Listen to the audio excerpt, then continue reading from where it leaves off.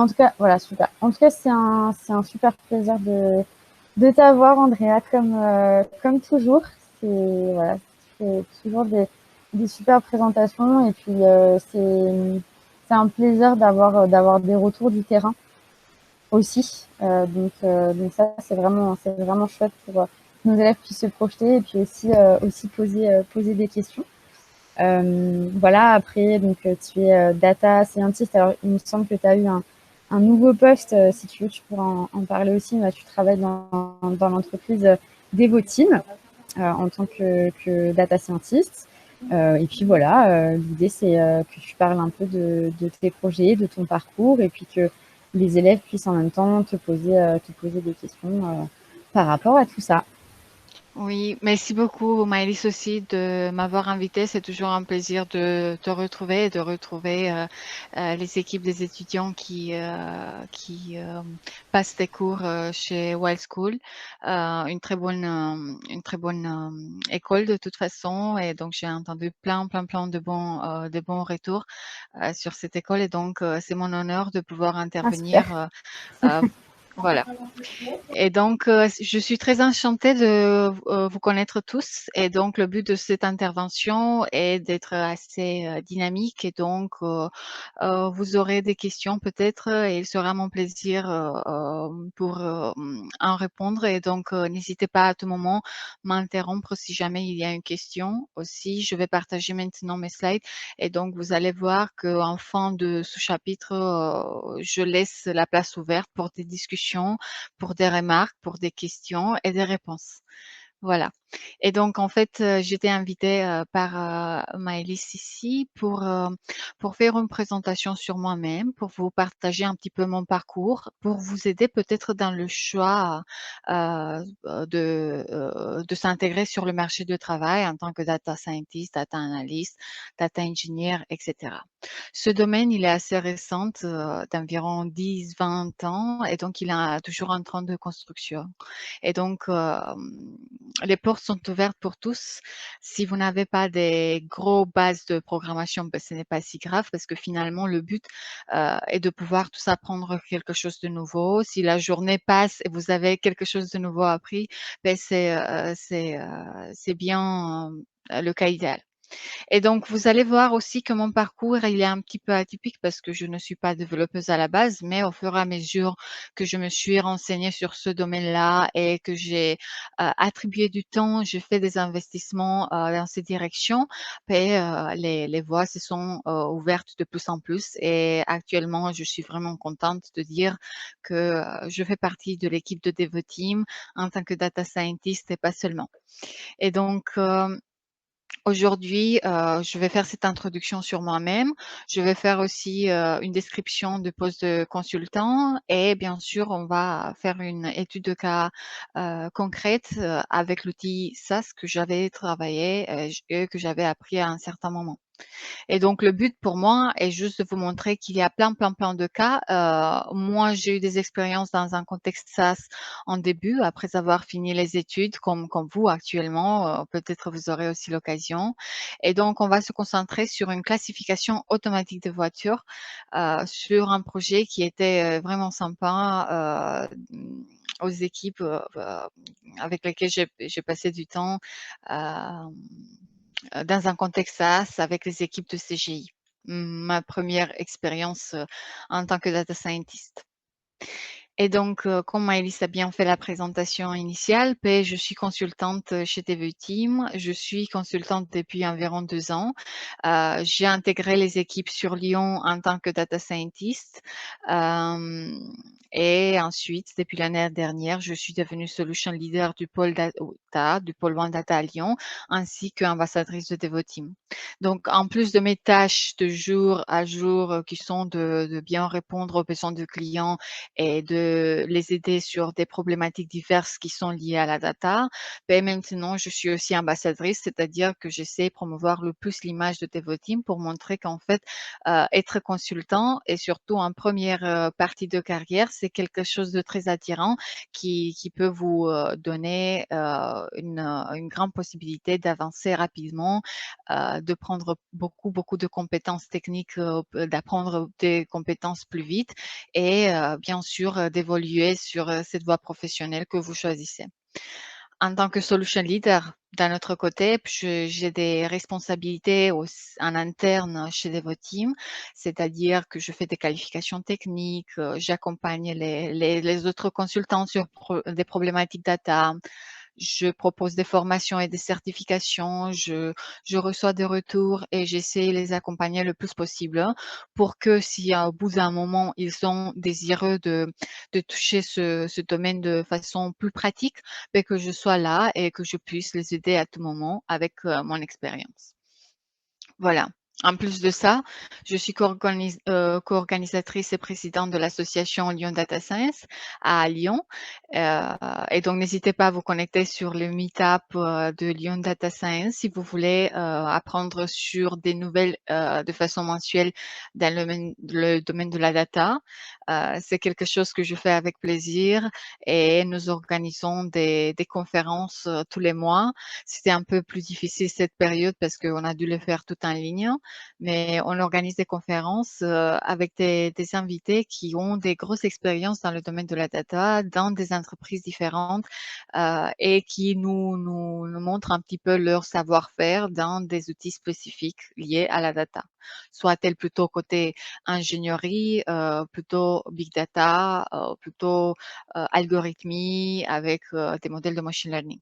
Voilà, donc n'hésitez pas à tout moment vous connecter sur les meetups pour voir quels sont les prochains événements.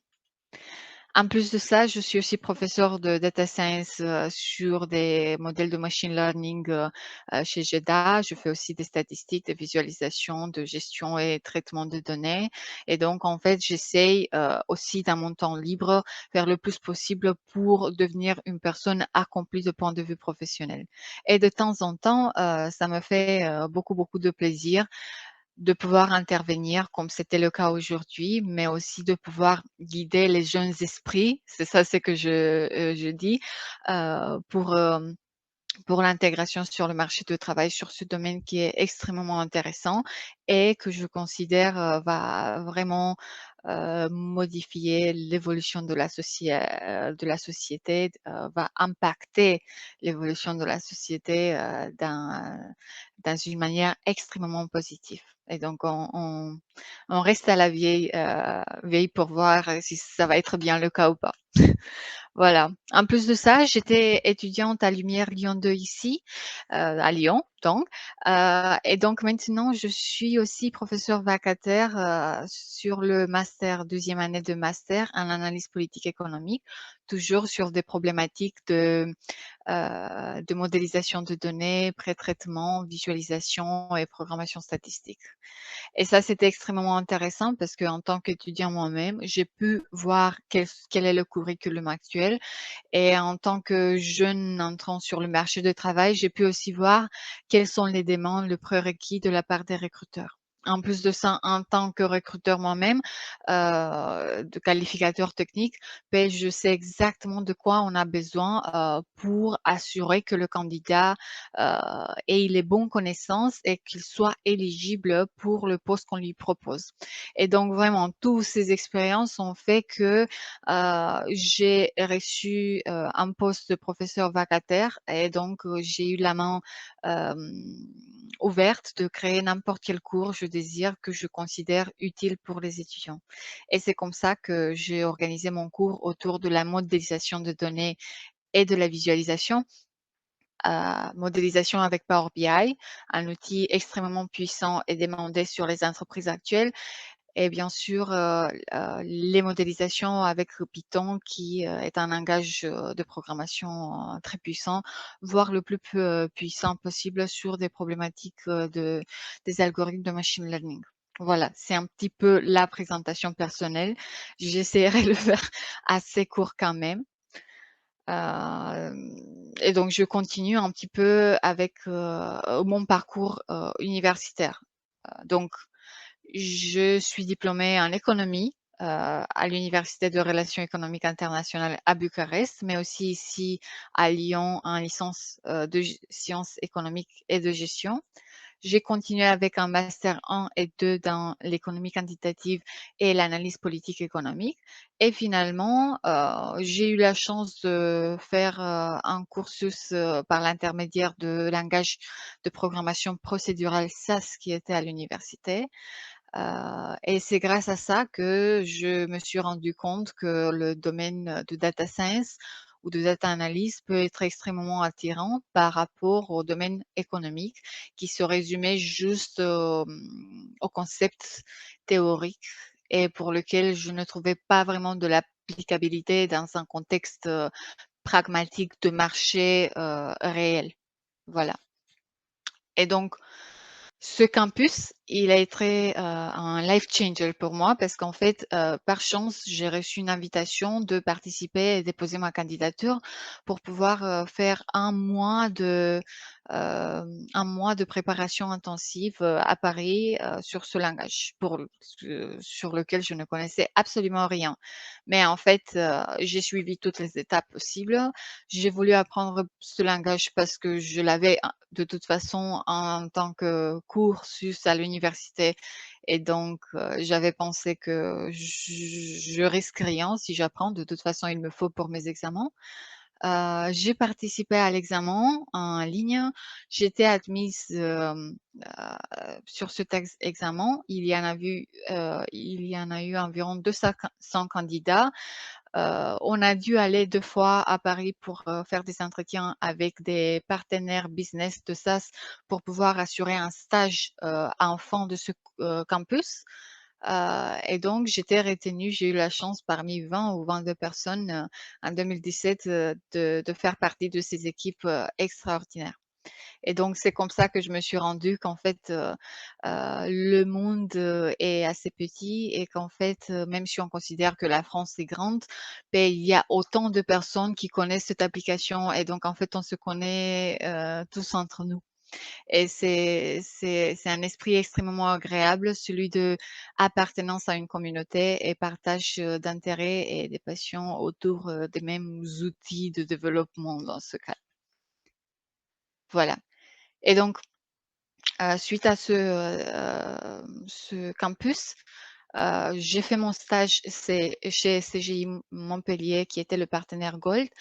J'ai travaillé sur, des problématiques de fraude et de classement de voitures, classification de voitures en tant qu'analyste. Ça, c'était 50 de mon temps en tant que stage et 50 c'était, faire de debugging et travailler sur les bases de données, des clients de cette entreprise-là, au but de rassurer le bon fonctionnement et la bonne, mise en forme, le bon traitement et toute la partie de nettoyage, dans les bases de données de ses clients.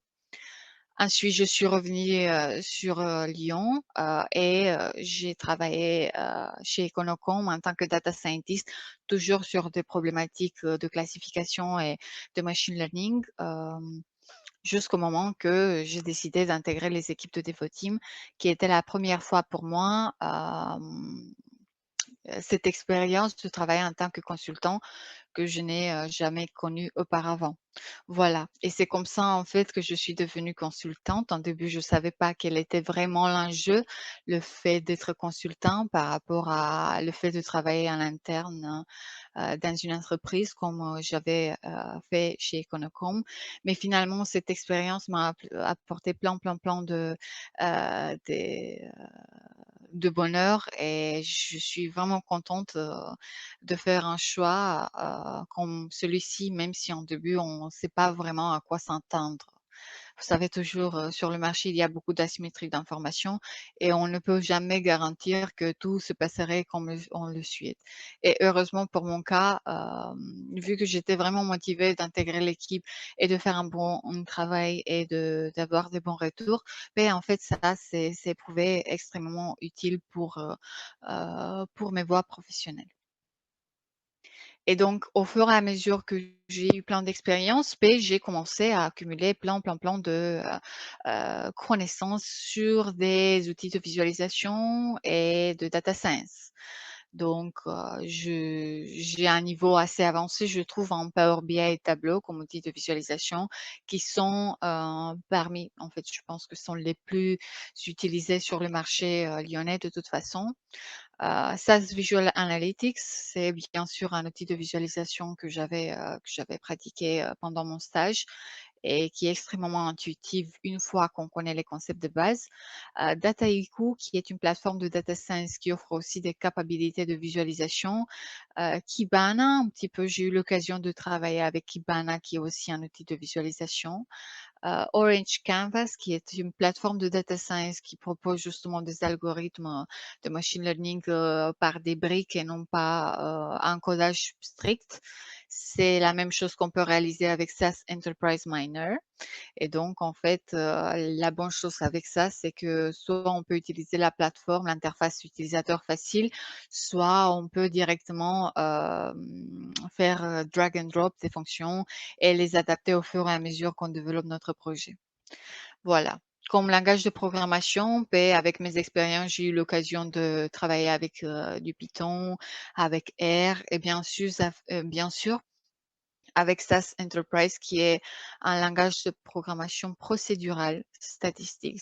C'est-à-dire qu'il travaille avec des procédures au lieu de fonctions précises. C'est quelque chose assez différent et il n'est pas si fréquemment rencontré parce qu'il est assez cher et pour une entreprise à petite ou moyenne taille, parfois ça ne vaut pas vraiment le coup d'acheter une licence qui vaut des dizaines de milliers d'euros par an, juste pour avoir le droit de connexion pour un individu, un user ou deux ou trois maximum.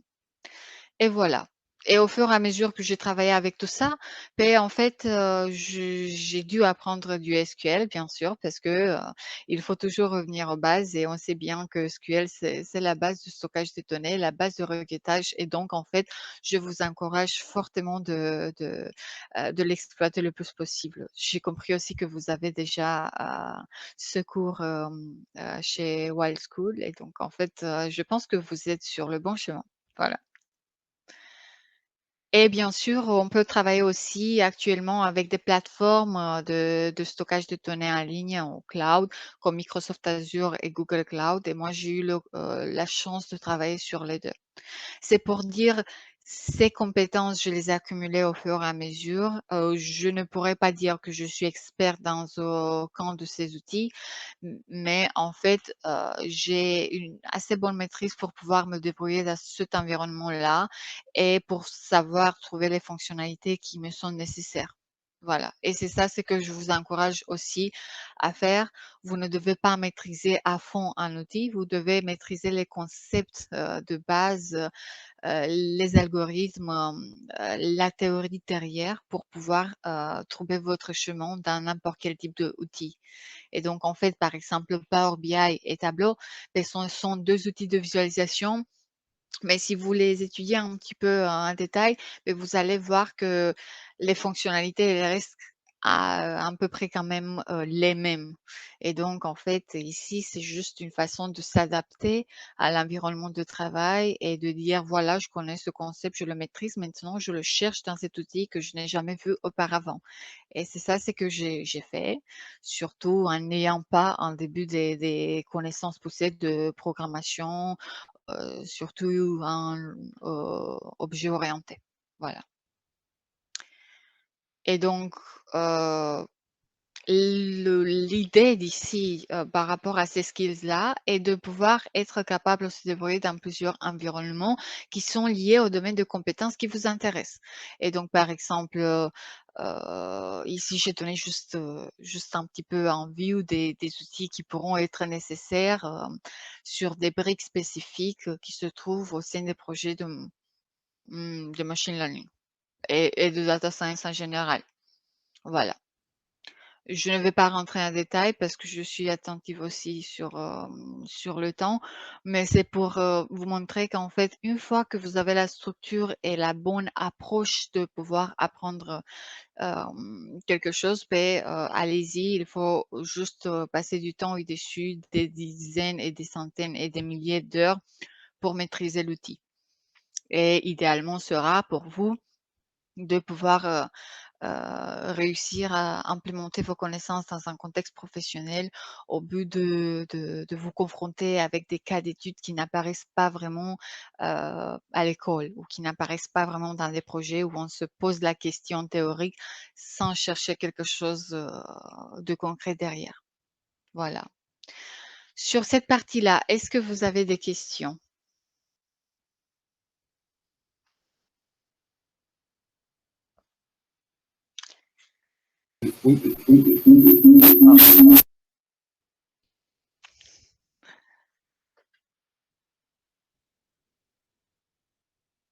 Bon, désolée, j'étais juste un petit peu, rapide pour passer par les concepts, mais en fait, j'espère que vous avez vu un petit peu de, façon globale comment ça marche. Oui, pardon, juste une question au niveau de l'ensemble des outils et des briques que vous avez, que vous nous avez partagés. Est-ce que vous utilisez vraiment tout au quotidien ou de façon même mensuelle, ou bien il y a des outils, des langages qui sont vraiment utilisés au quotidien et d'autres qui vraiment épisodiques ou de façon très ponctuelle? Beh, c'est une très bonne question. Donc voilà, actuellement, par exemple, en termes de plateforme, je travaille de temps en temps avec, Databricks. Voilà, donc c'est une plateforme, de stockage de données, qui utilise, Spark derrière. Voilà, mais ce n'est pas de façon régulière. En ce qui concerne les outils de visualisation, beh, tous les jours, je travaille avec Power BI. Je travaille avec Power, Apps et Power Automate. J'ai commencé depuis quelques semaines, à le faire et donc je n'utilise pas Tableau actuellement. Mais j'ai eu, l'occasion de l'enseigner aussi et donc ce n'est pas nécessaire de travailler tout le temps avec toutes les applications. Donc je travaille quotidiennement avec, Power BI. De temps en temps, je travaille avec, du Python ou de R si les modèles, que j'utilise avec Power BI le demandent. Par exemple, il y a des API spécifiques pour Power BI et R, qu'on peut intégrer dans Power BI et donc c'est sympa de faire ça. Je parle juste, de mon boulot actuel et je travaille avec, Microsoft Azure aussi. Et donc, en tant que data scientist ou data analyst, vous n'allez pas toujours utiliser tous les outils. RStudio, par exemple, je l'ai utilisé pendant Devoteam. SAS, je l'ai utilisé pendant mes premières expériences. Voilà. Google Cloud Platform, pareil, c'était un outil de stockage pour les données auxquelles j'ai accédé avec DataIQ. Donc, il y a toujours une fluctuation et selon les tâches et les projets, ben, l'environnement de travail change. C'est tout à fait normal. Est-ce que ça répond à ta question? Oui, merci beaucoup, Hugo. Il y a des autres questions?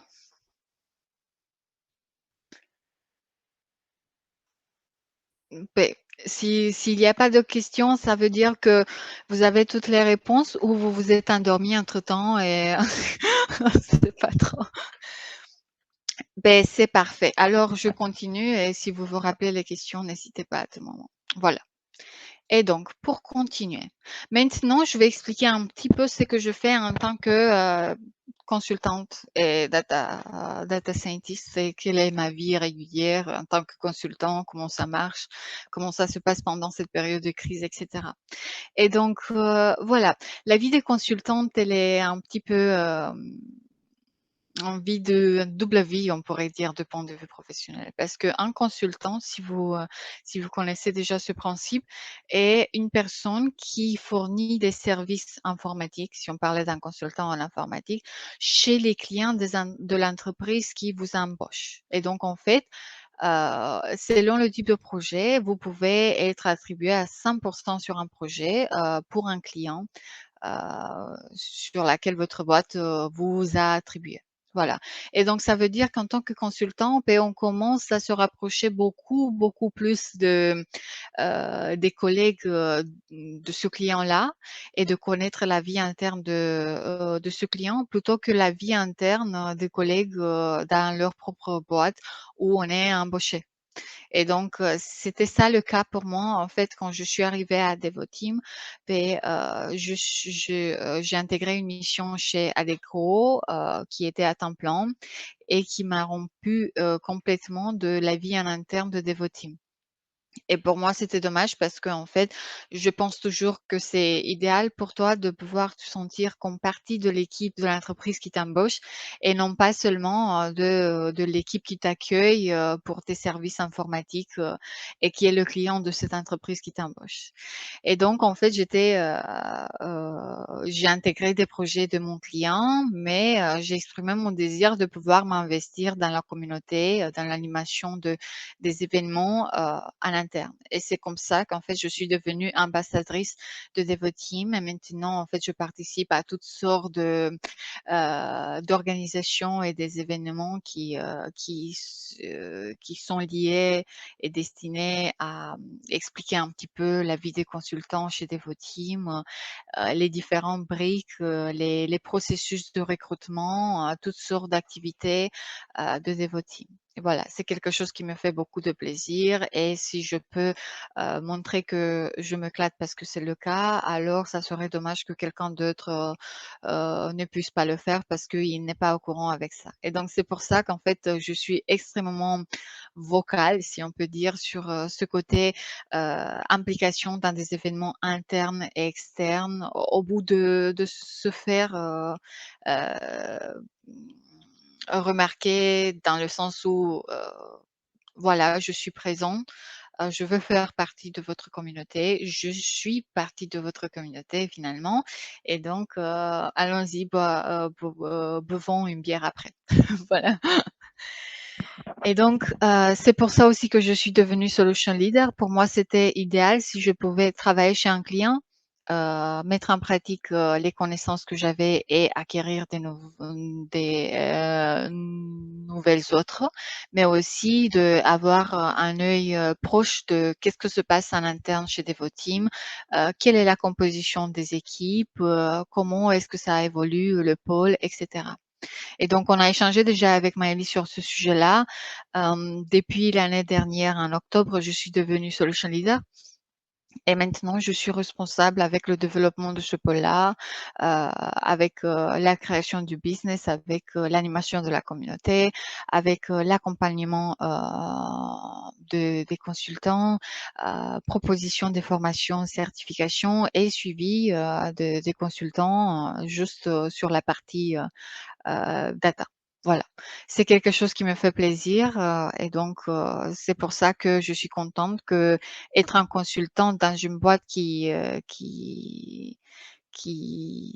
écoute tes désirs, peuvent te fournir beaucoup de possibilités et des perspectives de carrière. Et c'est ça en fait, c'est que je réussis déjà à faire et c'est ça sur laquelle je continue à travailler intensivement.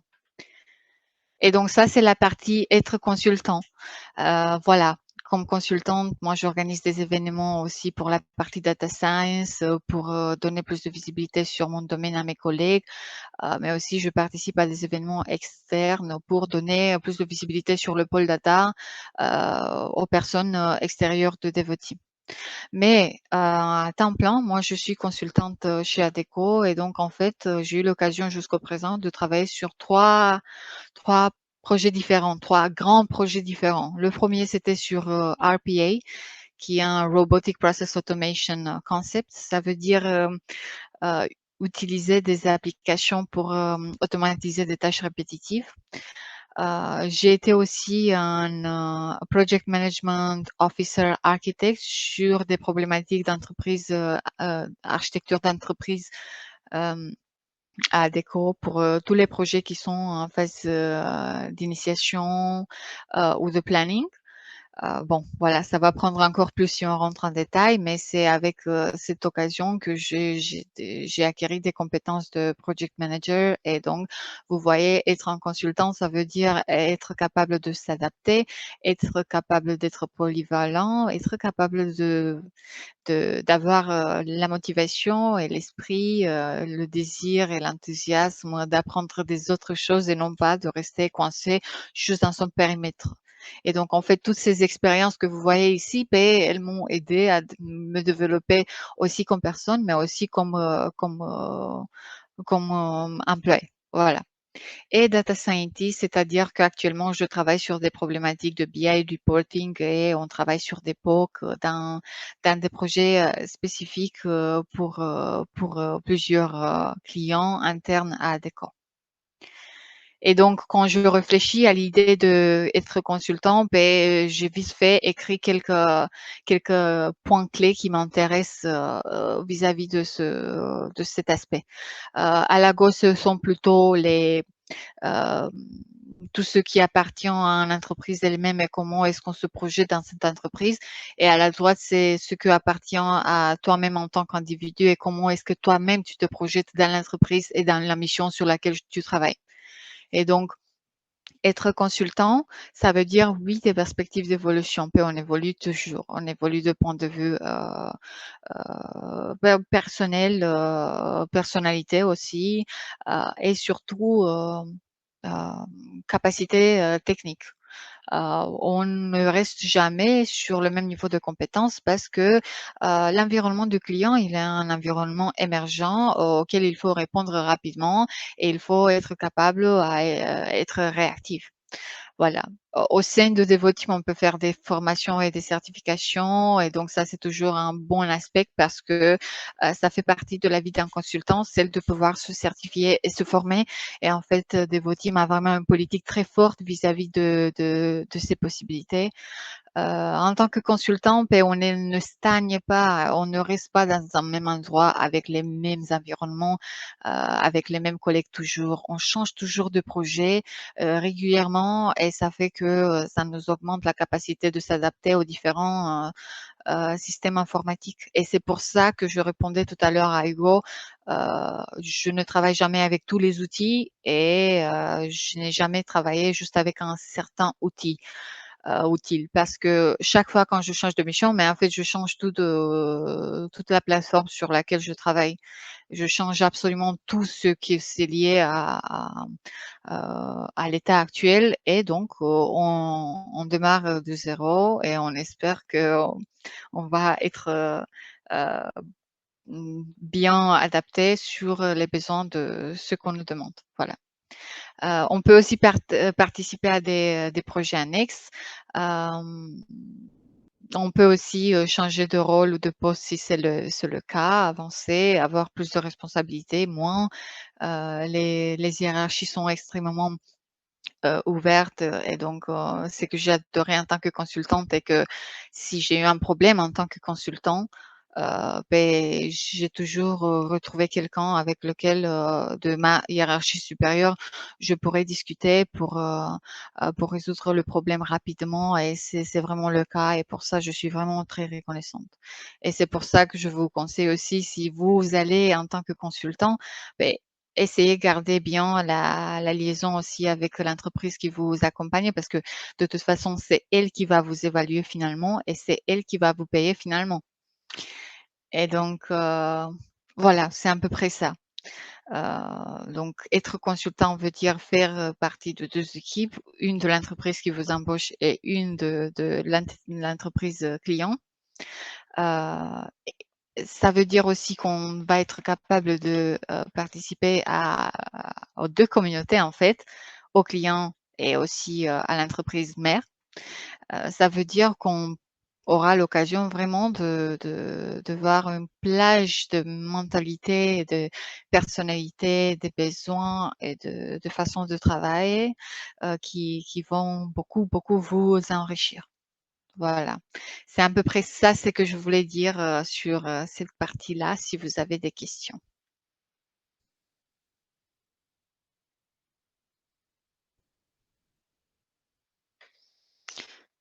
Vous pouvez faire comme ça si vous n'avez pas de questions parce que je suis trop forte, c'est pour ça.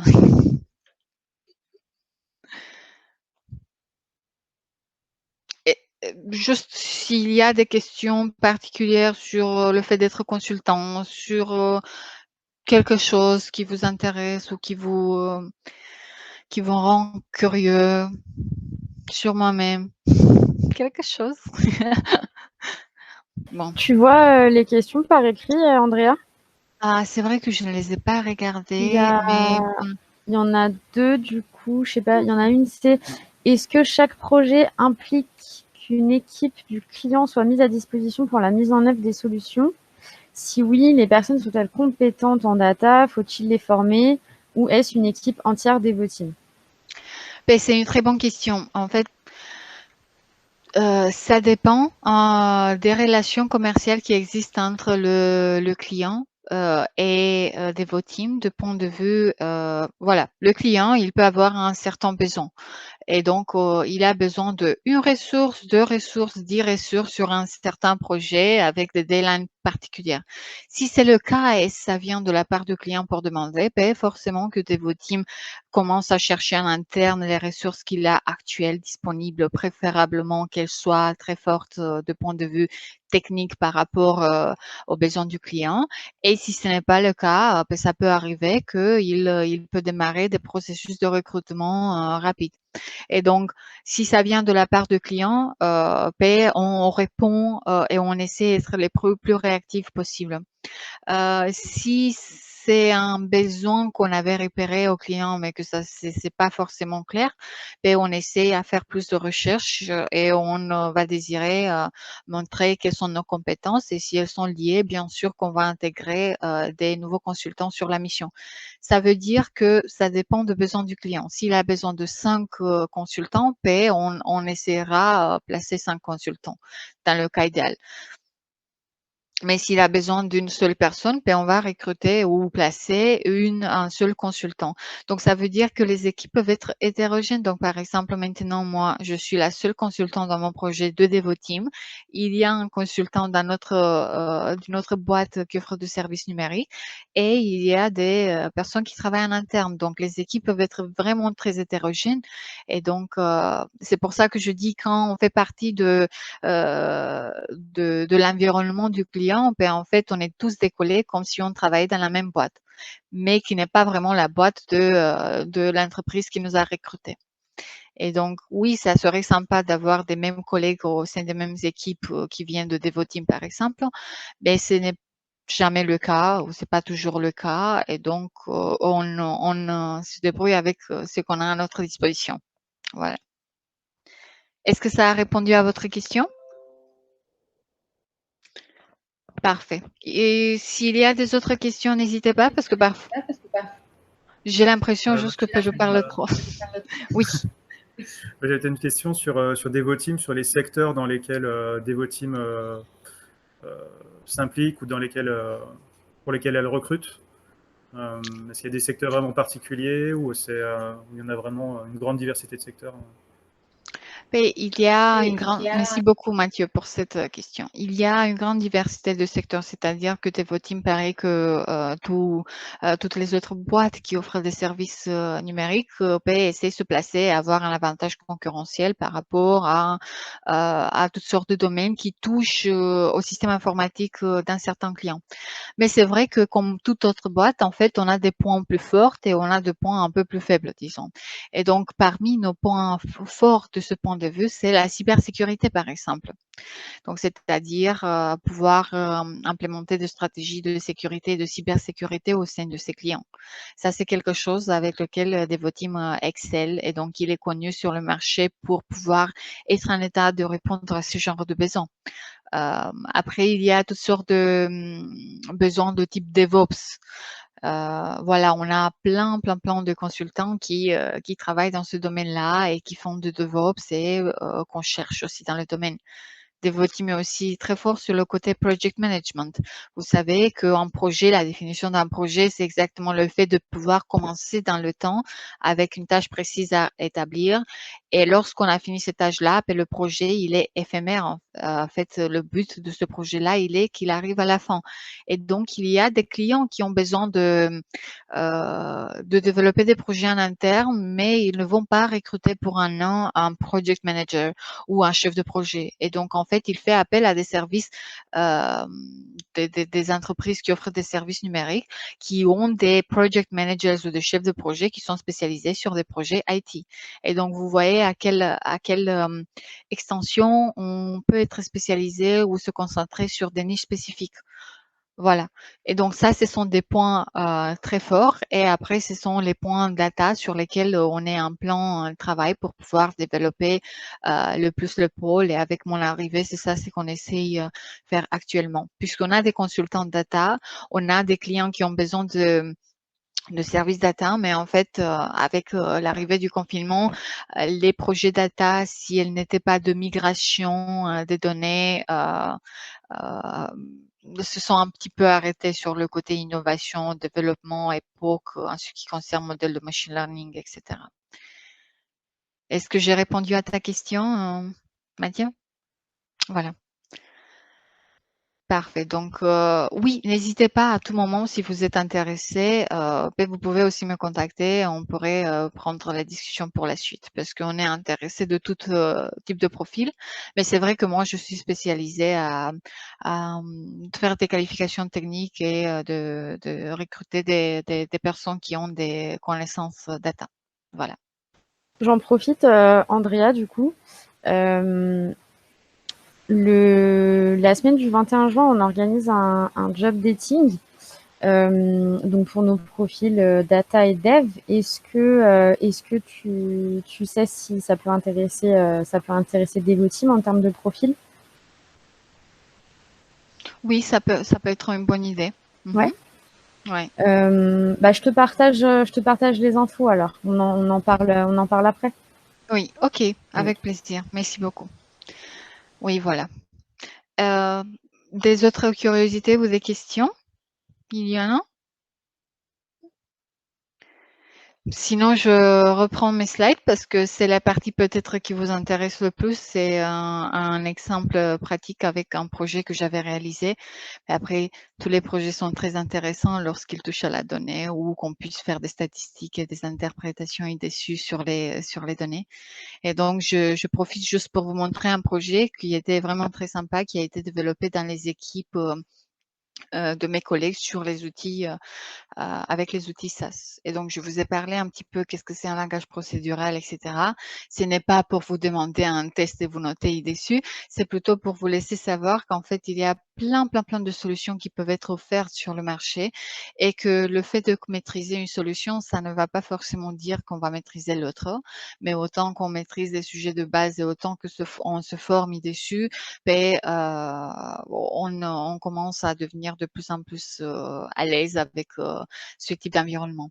Et donc, c'est pour répéter encore une fois, le fait d'être un consultant de toute façon ou d'intégrer une boîte en début, c'est le fait d'être capable à s'adapter à l'environnement informatique qui vous est mis à la disposition une fois lors de l'intégration. Voilà. Et donc, dans cet exemple, je vous montre juste le fait qu'on a eu une grosse base de données avec des variables différentes et des observations sur les types de voitures. Et donc, le but était pour nous de faire une classification automatique des modèles de voitures et de faire un petit peu en sorte de profilage pour dire quel type de voiture est adapté à quel type de profil. Et donc, en fait, le but de cet exercice déjà est de mettre un peu plus en pratique les concepts informatiques, puisque vous voyez, à l'école, on met beaucoup l'accent dessus, mais dans la vie réelle, ce n'est pas vraiment le cas. Et donc, pour moi, ça a eu un but extrêmement intéressant de pouvoir présenter ce challenge comme faisant partie d'une nécessité de monter en compétence sur les aspects interprétation statistique. Voilà. Et donc, finalement, ça a été un proof of concept extrêmement utile parce qu'il a démontré le fait qu'on peut avoir des capacités à trouver des profils des consommateurs différents sur des différents types d'objets. Bien sûr que le langage de programmation, il peut rester le même. On change juste les sources de données et les types des informations qu'on veut afficher à l'écran. Mais en fait, ce qui m'a intéressé dans ce projet, c'était plutôt la démarche scientifique pour arriver à un résultat à la fin. Et donc, ce n'était pas industrialisable vraiment ou il a été pas mis en production, mais en fait, il a démontré le fait que si on a un intérêt à aller plus loin dans dans le profiling des consommateurs, dans des buts de marketing et identification des profils des clients idéaux, ben, ça peut se faire facilement avec la bonne approche. Voilà. Et donc, en fait, ici, on se posait la question sur les catégories de voitures, découvrir un petit peu leur catégorie, leur technologie et qu'est-ce que définit une certaine voiture, voilà, les caractéristiques techniques et bien sûr les résultats qu'on pourrait avoir derrière. Est-ce que jusqu'ici tout se bon? Je peux aller plus loin si c'est le cas. Est-ce que c'est bon? Faites juste un signe. Ok, parfait. Parfait.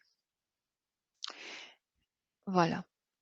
Et donc, en fait, ici, j'ai exprimé un petit peu un début de façon un peu plus académique, ben après les résultats se sont dévoilés eux-mêmes. Quelles sont les étapes les plus intéressantes à prendre en considération?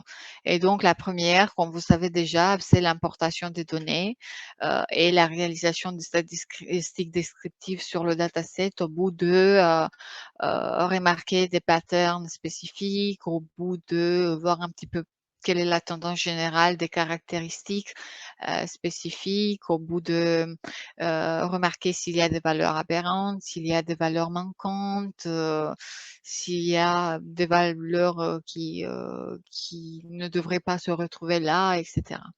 Et donc ça, c'est toujours, et je dis toujours, la première étape, puisque avant de ça, il ne reste que faire l'étude de marché, en fait, la collection de ces données-là et le stockage de ces données-là. Donc, il y a toujours beaucoup de boulot en amont aussi, mais c'est pour dire que pour un data scientist ou un data analyst, ben, le vrai projet de data commence avec l'importation de ces données-là, exploitation de ces données-là. Néanmoins, par exemple, pour un data architecte ou un data analyst, ben, le projet, il commence beaucoup plus en amont parce qu'en fait, il doit être en charge de la mise en place de la structure de l'hébergement de toutes ces informations et toutes ces données. Voilà. Et donc, ici, c'était très simple, c'est juste le fait de pouvoir s'habituer avec les données et avec la signification de ces données derrière. Pourquoi c'est important? Parce que je vois souvent que les personnes qui travaillent sur des projets data ou sur des données spécifiques, ben, elles ne savent jamais de quoi s'agit-il sur les données qu'ils manipulent. Et c'est-à-dire qu'en fait, elles sont jamais intéressées. C'est pas toujours le cas, mais c'est juste pour dire, elles ne sont pas toujours intéressées. Malheureusement, de découvrir la signification métier derrière. Et ça, c'est vraiment un aspect extrêmement important parce que moi, je considère qu'en tant que data scientist ou analyste, ben, on est un facilitateur. On se retrouve au milieu chemin entre le développeur pur qui a mis en place le système informatique ou qui est en cours de travailler sur la modification de ce système-là, etc. Et le côté métier, le business qui a besoin vraiment de quelques résultats. Et donc, nous, on ne connaît pas la partie brute, dure de codage. On ne connaît pas les processus internes de l'entreprise et donc le côté métier non plus. Et donc, au but de connaître toutes ces deux choses, ça va prendre beaucoup de temps. Et donc, nous, on est là de prendre les meilleures décisions avec le peu d'informations qu'on a, mais en profitant au maximum des ressources qui sont aux alentours. Voilà, si ça a du sens. Et donc ici, c'est juste pour décrire un peu toute cette histoire. Vous voyez que c'est pas si difficile. On utilise le mot-clé proc et après on utilise des packages comme on les utilisait en Python ou en R. Voilà. Ici, encore une fois, on fait la description de ces catégories-là. Donc, on fait un proc-min en se basant sur des variables différentes pour dire voilà quelle est la fréquence de ces types de voitures qui existent dans le dataset. Voilà, ça c'était pour répondre à la première question parce que c'était une étude de cas qui avait le but juste de montrer un petit peu la démarche analytique d'un projet qui a un input des données. Et voilà, une fois qu'on maîtrise et on connaît déjà les fonctions et les fonctionnalités, qui en début n'est jamais simple. En fait, c'est pour ça qu'il faut avoir de la patience pour s'habituer avec cet environnement. Mais on peut aller dans des choses encore plus complexes. Voilà. Et donc ici, c'était un ordre de fréquence, c'est-à-dire, comme vous voyez, ce ne sont pas des choses vraiment intelligentes, ce sont des choses juste pour éclairir un peu plus sur la répartition des types de voitures dans le monde dataset. Voilà. Et donc, en fait, ici, il fallait voir comment est-ce qu'on peut faire un profilage, comment on peut faire une classification et comment caractériser ces voitures en fonction des features ou en fonction des variables qui le déterminent. Et donc, en fait, il y avait plusieurs options et vous voyez maintenant, en fait, si vous lisez la documentation, il y en a pas que 3 options pour trouver la réponse de quels sont les meilleurs modèles qu'on peut choisir, mais il y a plein. Et donc, en fait, ici, la classification automatique, c'était juste pour dire en fonction de label qu'on a actuellement, on veut voir où est-ce qu'on peut placer un nouveau label qui va arriver dans notre jeu de données entier. Et donc, j'avais pris une approche non paramétrique en fait en compte qui constituait faire une classification hiérarchique. Donc, on faisait un arbre de décision et un arbre de classification, une analyse factorielle et une distribution normale au kernel. Et donc, en fait, il y avait toutes sortes d'hypothèses qui m'aidaient justement à trouver un petit peu les profils exacts de ces voitures en fonction des critères qui existaient dans le jeu de données. Et donc, la partie intéressante est qu'avec des outils de programmation, vous savez que vous écrivez une ligne de code qui a 10 mots et ça vous donne ce résultat-là. Et c'est à ce moment-là que tout le monde part à la maison. C'est-à-dire, ah oui, on est arrivé à ce résultat, on se débrouille super bien, on maîtrise l'outil. Bon, on a notre résultat. Maintenant, on le ferme, on clôture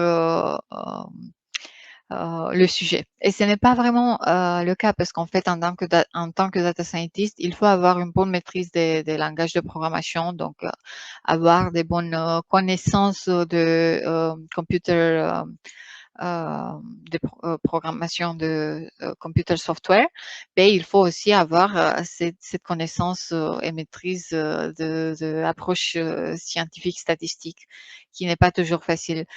C'est utile et c'est facile de trouver le résultat d'une formule dont on connaît pas les processus derrière, mais en fait, c'est plus difficile de faire une interprétation.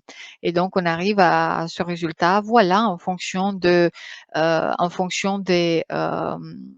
classes qu'on a, on est arrivé à la conclusion que ces voitures se rapprochent de cette façon-là. Elles sont projetées sur la dendrogramme de cette façon-là. Et ça, c'est tout ce qu'on entend par ça. Et donc, en fait, normalement, ici, c'est encore une autre étape pour aller plus loin et trouver pourquoi, en fait, c'est bien le cas. Et comment est-ce qu'on peut exprimer ça à quelqu'un qui n'a jamais vu ce genre de graphique. Et ce n'est pas toujours facile. Et c'est pour ça qu'ici, je voulais dire que, voilà, quand on voit quelque chose comme ça, mais vous savez que derrière, ça se trouve des formules comme ça. Et donc, c'est très marrant parce qu'en fait, ça demande une bonne maîtrise de algèbre linéaire et une bonne maîtrise de analyse mathématique. Mais on va pas aller si loin. Ici, l'idée est juste de comprendre tous ces concepts et pour dire pourquoi, en fait, est-ce que vous voyez toujours mon écran?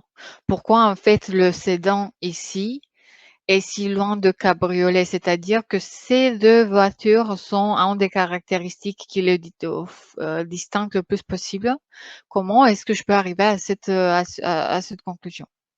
Et donc, en fait, ici, c'était juste cette notion de inertie intraclasse pour dire lorsqu'on travaille avec des arbres de classification et des dendrogrammes, en fait, ce qui nous intéresse, c'est la distance euclidienne entre des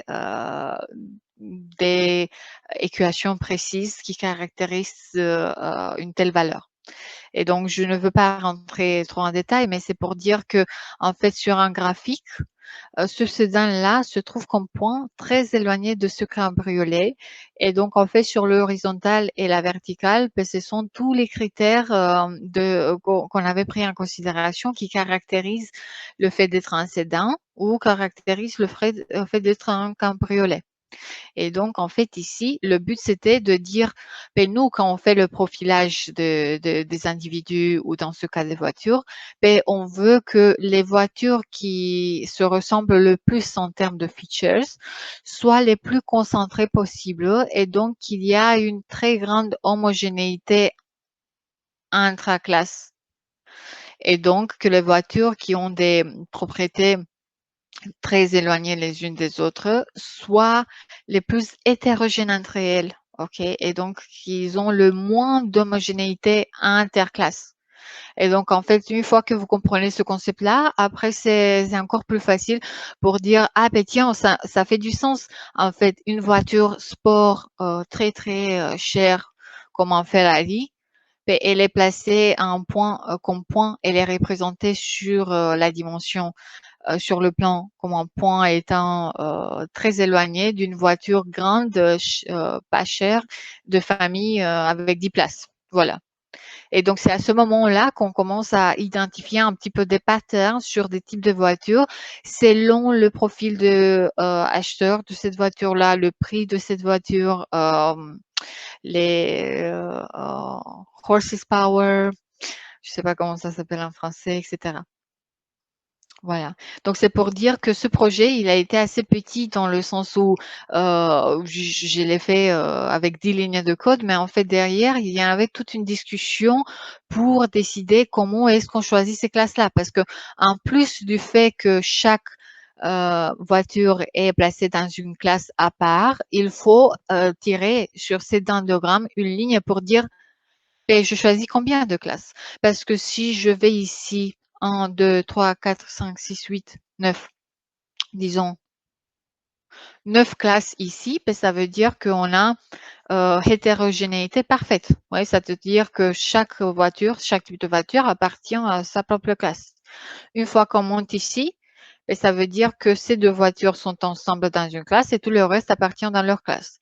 Une fois qu'on monte ici, vous voyez un petit peu l'idée, c'est-à-dire qu'au fur et à mesure qu'on diminue le nombre de classes, ben en fait, on augmente la hétérogénéité, ouais. Et donc on fait quoi? On groupe plusieurs types de voitures dans la même classe. Est-ce que ça a du sens pour tout le monde? Juste pour voir un petit peu votre. Est-ce que c'est clair ce que j'ai dit? Ok, parfait. Et je veux finir en 5 minutes maximum. Désolée, j'ai pris un peu plus de temps. Ok, je repartage l'écran. Voilà. Et donc, en fait, le but ici est de dire, tiens, j'ai fait le profilage et ce profilage, il a un critère spécifique parce que derrière ces bâtons, il y a des fonctions mathématiques qui ont décidé que c'est comme ça qu'il faut les partager en fonction de tous les features qui existaient jusqu'au présent. Et donc, en fait, ce que se passe ici est qu'il y a des autres méthodes d'évaluer les modèles pour répondre à la question, mais quelle est la valeur idéale? En fait, combien de classes je devrais avoir en total pour que je minimise l'homogénéité intraclasse et j'augmente l'hétérogénéité interclasse. Prenez le mot hétérogénéité ou homogénéité comme variabilité grande ou respectivement variabilité petite. Dispersion grande pour hétérogénéité, dispersion petite pour l'homogénéité. Voilà. Et donc ici, j'ai dit, il y a un concept qui s'appelle eigenvalues, valeurs propres, qui va me montrer un petit peu sur un graphique, parce que d'ici je vois rien en fait, je comprends pas grand chose, qui va me montrer un petit peu la performance. Donc le eigenvalue mesure la performance, donc le critère d'être très hétérogène ici en haut et très homogène ici en bas.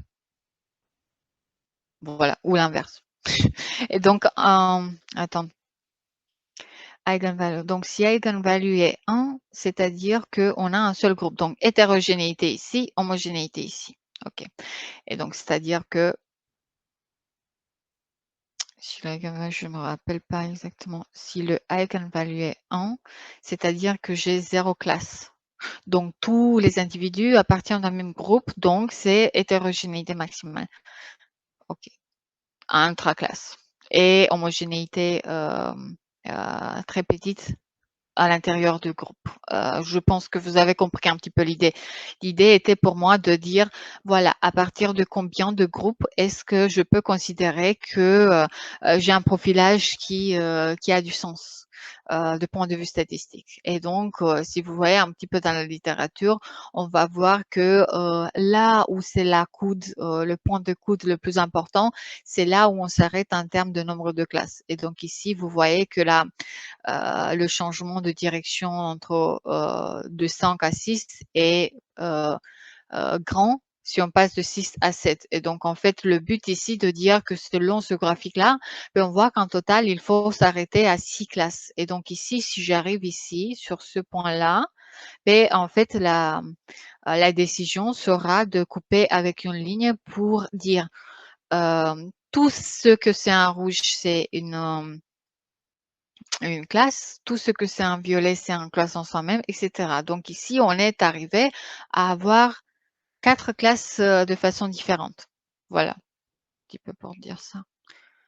Et donc, après, bon, je suis partie dans des analyses factorielles pour dire, voilà, le eigenvalue, il dit, attendez, ici, le eigenvalue. Oui, donc le critère de décision, c'était là où la valeur propre est en dessus de 1, c'est le moment où je m'arrête. OK? Et donc ici, le critère de décision, c'était, on a 3 lignes, c'est-à-dire qu'on va couper dans l'endroit à peu près comme ça. Voilà, donc c'est un critère pour décider combien de classes on garde finalement. Et ces classes-là, dans la classe, seront très semblables et entre les classes seront très différentes. Et ensuite, j'ai appliqué une méthode d'analyse factorielle pour dire, voilà, je vais réduire les dimensions puisque nous, on a combien? On avait beaucoup de variables, c'était écrit en début. Et donc, en fait, le but était de réduire ces variables pour dans des règles mathématiques précises pour dire je ne suis pas intéressée de prendre toutes les dimensions, je suis intéressée juste de prendre quelques facteurs. Et chaque facteur en part représente en fait l'ensemble de toutes les variables qui se trouvent à l'intérieur. Et donc, c'est pour dire ici qu'on peut projeter des graphiques qui se ressemblent à ça et qu'en fait, qui nous montrent un petit peu des vecteurs spécifiques à partir de centres où ça veut dire que ça n'importe pas autant jusqu'à l'extérieur pour dire quels sont les facteurs qui influencent le plus notre modèle. Et donc ici, on rentre dans des concepts mathématiques trigonométriques pour dire, voilà, pour le facteur 3 et 2, ce sont des facteurs qui comptent environ 30% du modèle complet. Et pour ces facteurs-là, ces trois types de voitures sont extrêmement relevantes. C'est-à-dire que ces trois types de voitures vont être classées ensemble pour la suite parce qu'elles ont des choses qui se retrouvent. Voilà. Et donc, en fait, c'est pour aller plus loin. Chaque voiture en part, on commence à la décomposer et on arrive un petit peu à regarder de façon descriptive quelles sont les tendances un peu plus pour avoir un peu plus de sens par rapport aux classes qu'on avait développées. Donc ici, par exemple, on a la classe orange et moi j'ai fait quoi? J'ai dit pour cette classe orange, on a 4 types de voitures qui ont été classées ensemble. Pourquoi elles ont été classées ensemble? Parce qu'en fait, le prix du diesel, il est assez petit. Le prix en total, il est presque normal. Il n'y a pas de climatisation. Et donc, je prends en fait la moyenne de tous ces groupes-là par variable et je compare ces moyennes par variable par rapport aux autres classes, les moyennes des autres classes. Et donc, c'est comme ça que j'arrive à voir un petit peu quels sont les profils différenciés entre eux, si ça a du sens. Et donc, en fait, par rapport à ça, j'arrive à des conclusions rapides pour dire au département de marketing, voilà, concentrez-vous sur ce groupe ou sur ce groupe-là en fonction du profil de celui qui veut acheter la voiture. Voilà. Est-ce que… Oui. Oui, pardon.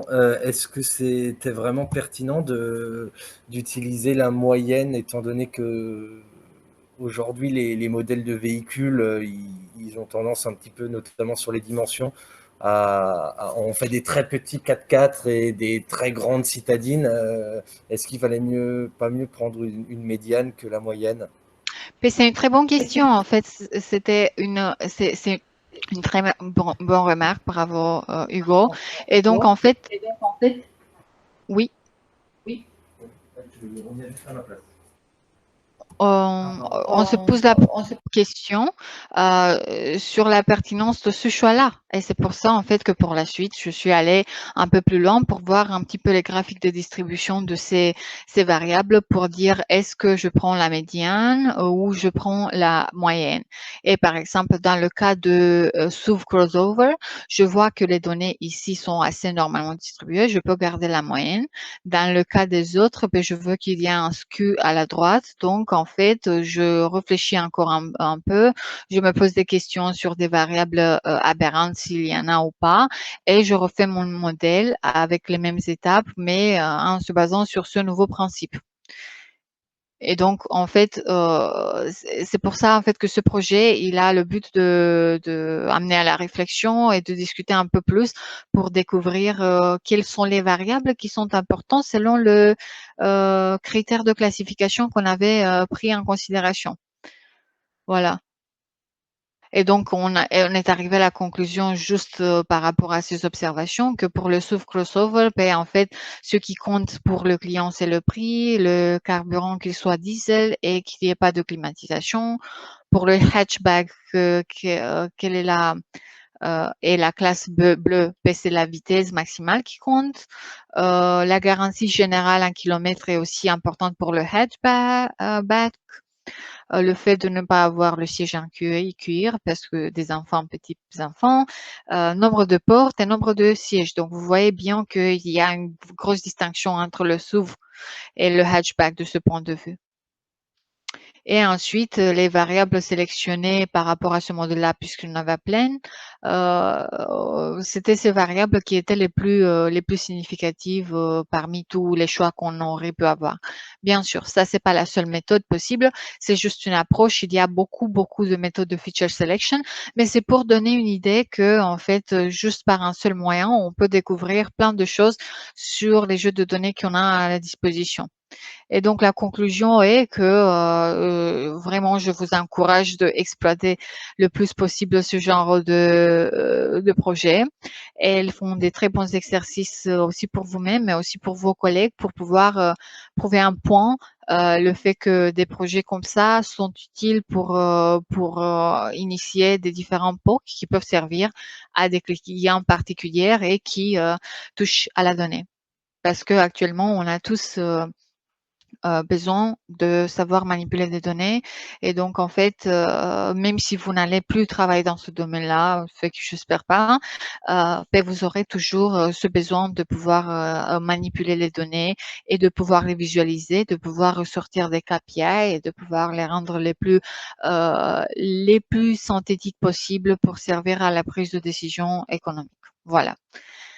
Si vous avez des questions, c'est le moment de les poser. Voilà.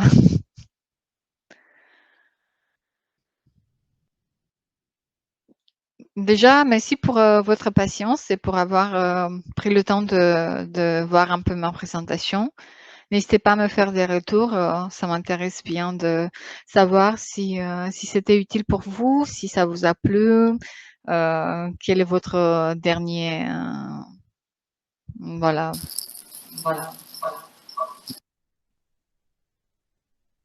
Quel est votre dernier ressenti?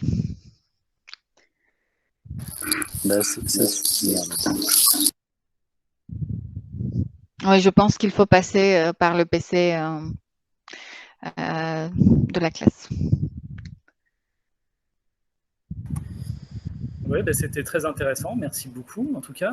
Et donc ça tombe, ouais, c'est super parce qu'en plus le cas pratique là qu'on vient de voir, on est en plein PCA, donc on est en train de voir exactement comment ça fonctionne tout ça. Donc le eigenvalue, tout ça, ça commence à nous parler. C'est cool. Ah, ben, c'est une très belle coïncidence. Merci beaucoup. Je suis contente alors que ça t'a plu, Vivian. Merci. Merci. Mais de toute façon, n'hésitez pas à tout moment de me contacter, me faire des retours ou les partager avec Maëlys. C'est toujours un plaisir pour moi de pouvoir intervenir et vous présenter un petit peu de ma vie professionnelle. J'espère que ça vous a plu à tous et que vous avez trouvé ça très intéressant. Et merci encore une fois, Maëlys, de m'avoir invité et bon courage à tous pour la suite.